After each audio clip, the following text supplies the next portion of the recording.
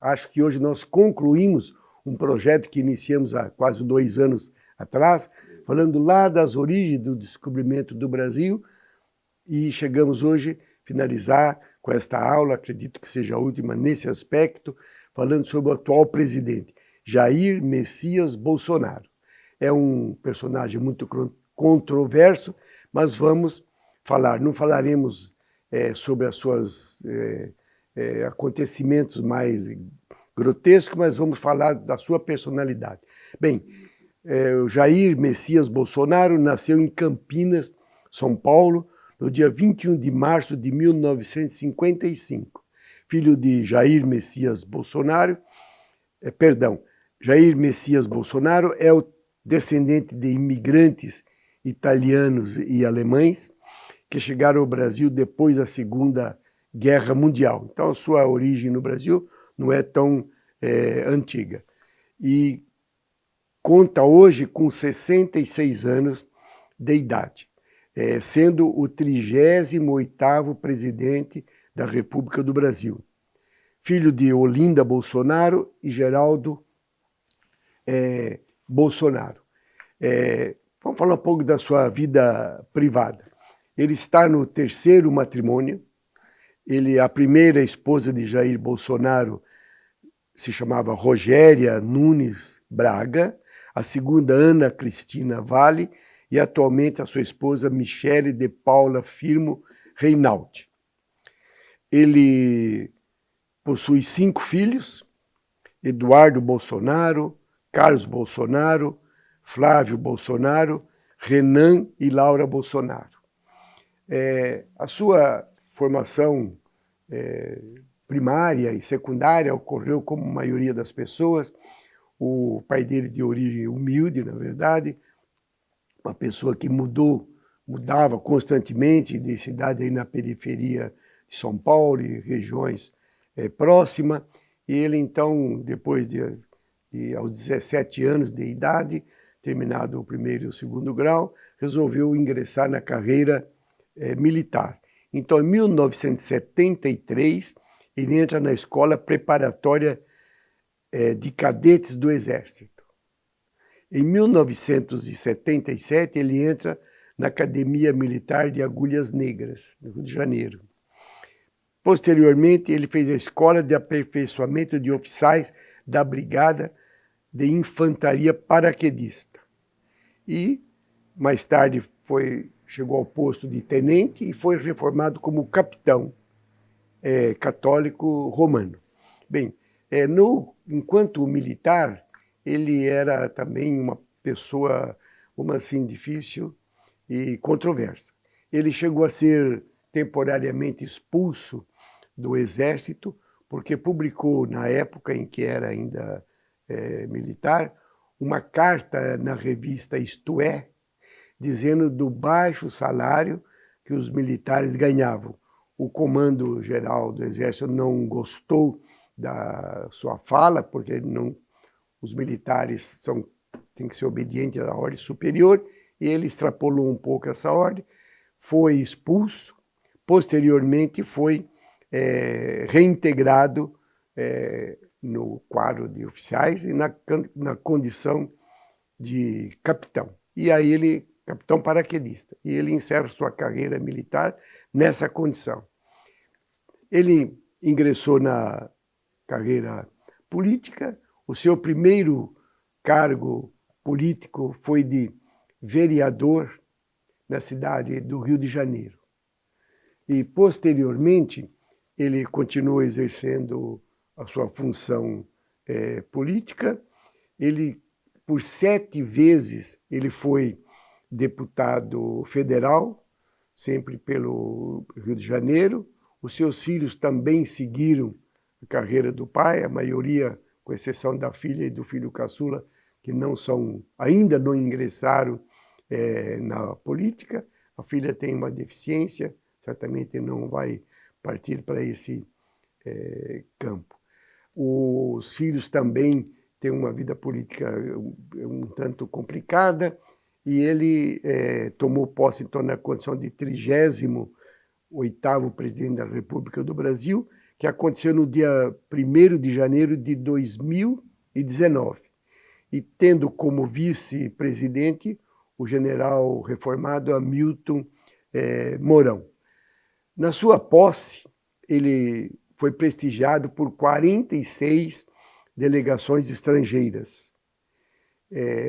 E foi a sua política, desde a candidatura até o dia da apuração dos votos e a sua consagração como presidente, foi uma campanha muito tumultuada.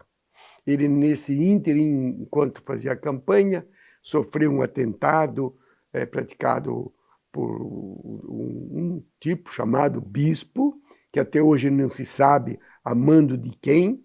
O cara alega um pouco de demência, mas, no entanto, tinha fotos com a ex-presidente Dilma e com o ex-presidente Lula, e se hospedava em hotéis de boa categoria, viajava de avião. Então, uma pessoa com demência não chega a esse porte.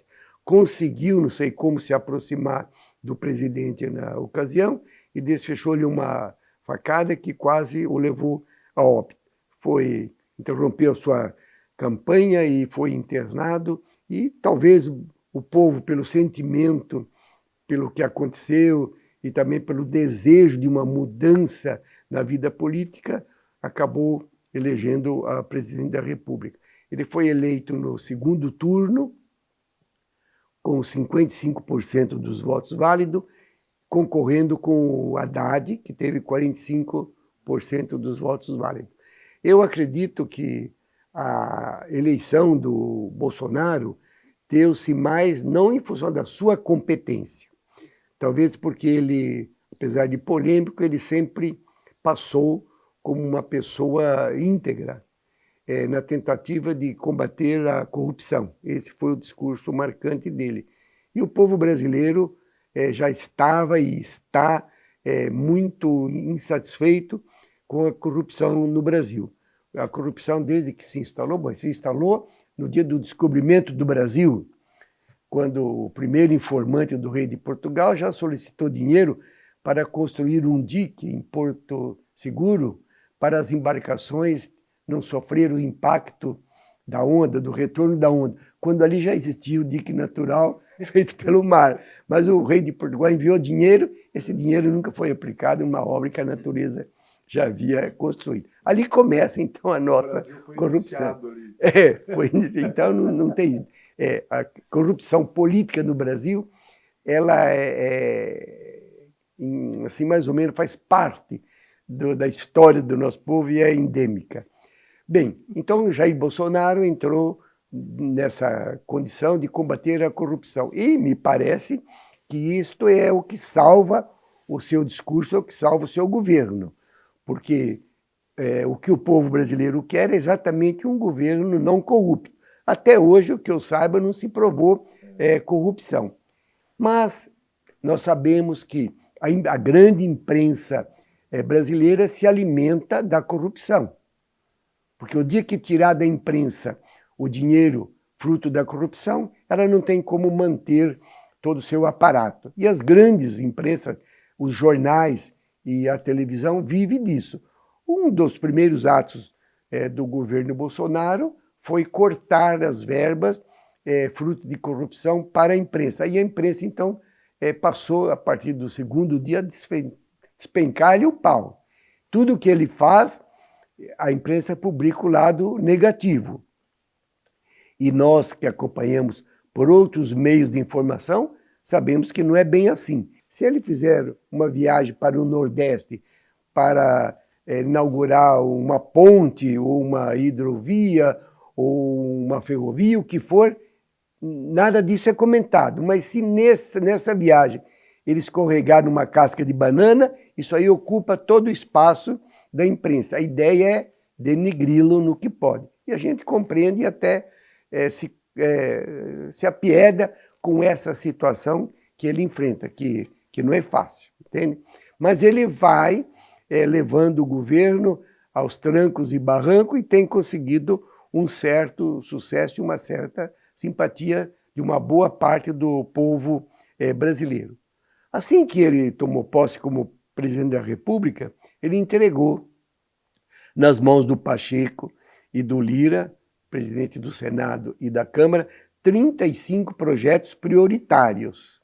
Mas esses projetos, a maioria não avança, porque com esse corte que ele deu nessas verbas que alimenta a campanha política e tal, ninguém está disposto a abrir mão do seu quinhão em troca de nada. Então, é muito difícil. Você vê, só para vocês terem uma informação, o Brasil, a nível político, se classifica como um dos mais corruptos do mundo. Às vezes empate com aqueles países africanos, onde ainda ali a guerrilha ainda permanece. E, pasmem, 80% dos senadores têm o rabo preso no Supremo Tribunal Federal. Então, como é que pode um senador que tem o rabo preso por um processo no Supremo Tribunal Federal, cujo processo está engavetado, tomar atitudes que às vezes contraria a opinião dos ministros do Supremo Tribunal Federal? E nós sabemos que dos 11 ministros ali, 9 foram indicados ainda pelas administrações passadas, ou seja, cheira o governo de oposição radical contra o presidente. Então, tudo que o presidente faz, passa pelo Supremo, mesmo que não devesse passar, mas passa, e ele tem ali as suas dificuldades para romper aquele elo, aquela muralha. E os senadores que deveriam defendê-lo naquilo que é justo e de acordo com a lei, não podem porque contraria muitas vezes a vontade de algum dos ministros do Supremo.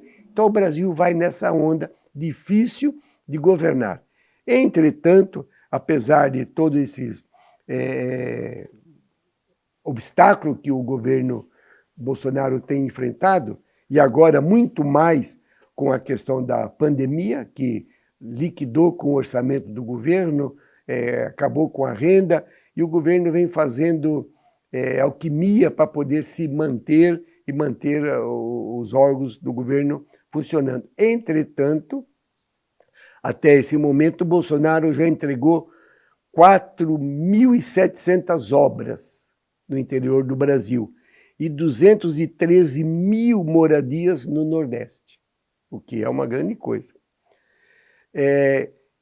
Para levar água no Nordeste, o Banco de Desenvolvimento Regional já investiu cerca de 3,5 bilhões de reais. A imprensa nunca falou uma nota sequer a esse respeito, entende? Portanto, que no dia, se o governo for reeleito, muita imprensa das grandes vão fechar as portas, eu acredito, porque terão que pagar aqueles impostos que nunca pagaram. Por isso que o jogo é pesado. Então o governo faz o que pode, não estou pretendendo apoiá-lo e nem desapoiá-lo, apenas essa é a realidade. É difícil você lutar contra uma muralha como essa grande imprensa escrita e falada. Entende? Folha de São Paulo, a Rede Globo e tantas outras, né? E além do mais, nós sabemos que o dinheiro que o mundo dispunha para as questões de melhoria interna, em função da pandemia, foi sugado pela China, que dizem que ela fabricou, isso aí ninguém tem prova, mas de qualquer maneira a China está se enriquecendo e os dólares, a economia do mundo está canalizando para a China. Então os chineses estão comprando aquilo que nunca puderam comprar. Então toda a nossa soja produzida, que é o maior produtor de soja do mundo, o Brasil, a China paga qualquer valor. Isso faz com que o preço aqui aumente. A nossa carne, os chineses pouco comiam carne, proteína, carne de gado, de frango, comiam outros tipos de insetos, mas essas não, né? Hoje eles pagam qualquer preço. E o produtor é a lei da oferta e da procura. Quem paga mais, leva. Então, o custo de vida aqui no Brasil aumentou, contudo. E a nossa balança comercial também tem aumentado. Entende? Mas o que interessa é mais no sentido de dizer assim, comida na mesa e comida barato na nossa mesa. Infelizmente, em função dessas grandes compras que a China vem fazendo, vem atrapalhando e a inflação está aí, roendo e pode chegar até o final desse ano a 2 dígitos, o que não é nada interessante. Mas, contudo, comprar o que produzimos é um bom negócio para o Brasil, porque temos sim que vender, alimentar o povo brasileiro, mas vender o excedente. Agora o problema não é vender o produto, o problema é que se houver um descuido, a China vem aqui comprar, não a nossa produção, comprar os meios de produção. É ali que eu vejo o grande risco. Amanhã a China pode achar alguém que seja o seu intermediário e comprar fazendas e terras de valores inestimáveis em grandes extensões e ela passar a produzir.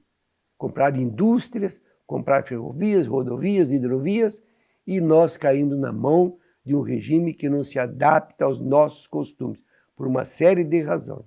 A democracia, a meu ver, se isso acontecer, está em perigo. Então, vamos, gente, pensar num país democrático, livre, mas independente, onde possamos negociar o fruto do nosso trabalho. Muito obrigado e até o próximo programa. Vou discutir aí com o Tom a possibilidade de a gente buscar outras fontes de informação. Muito obrigado e Deus o acompanhe.